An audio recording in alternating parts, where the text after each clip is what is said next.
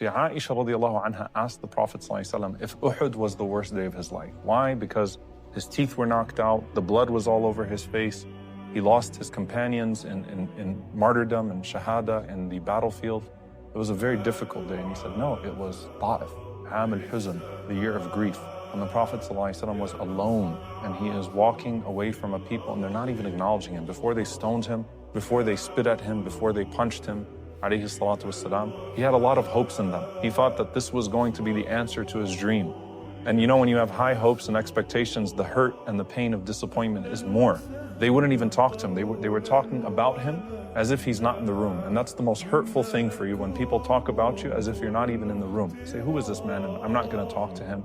They mocked him, and then they lined up the two rows of the people, the hoodlums and the children of Ta'if, to stone him, to spit at him, to beat him, sallallahu alaihi wasallam. For a span of over 20 kilometers, the Prophet ﷺ was taking punches, was getting spit at, was being hit with shoes. And you can imagine that he remembers, alayhi salatu wasalam, the things that were said to him that never got recorded in the books of seerah, because only he heard those insults, alayhi salatu wasalam.